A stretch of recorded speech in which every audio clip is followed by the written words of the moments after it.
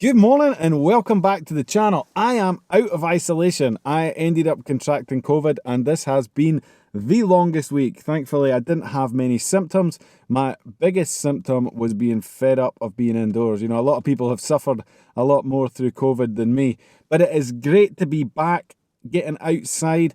And today I'm going to try something a little different.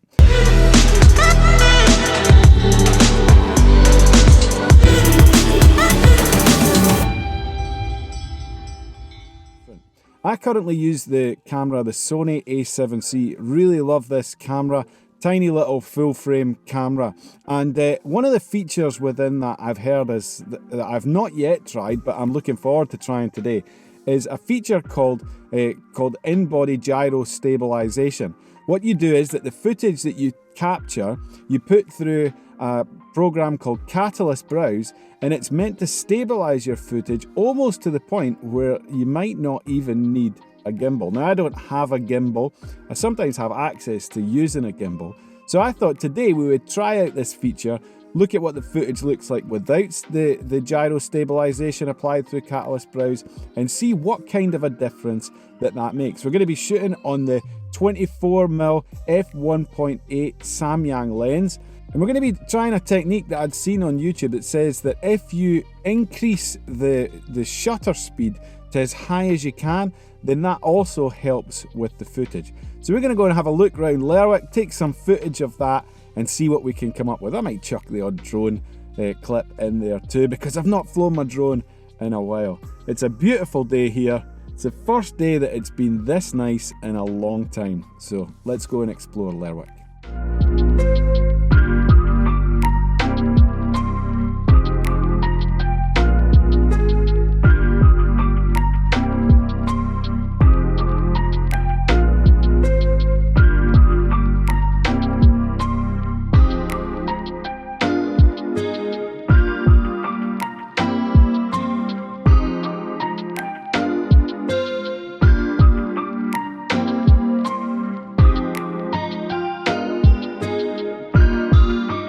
It's such a nice day today.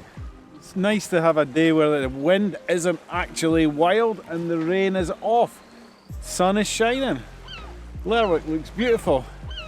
Hopefully we'll see how this Catalyst Browse footage has worked. I've tried to take some where I've been a little bit more jerky with my walking to see just how powerful this software can be. So we'll go back and we'll check it and we'll see it side by side.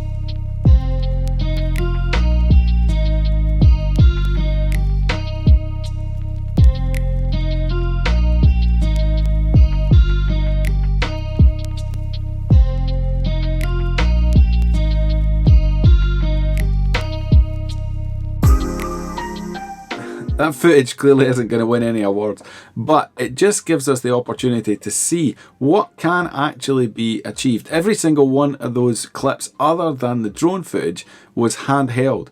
And I've stabilized it since in Catalyst Browse.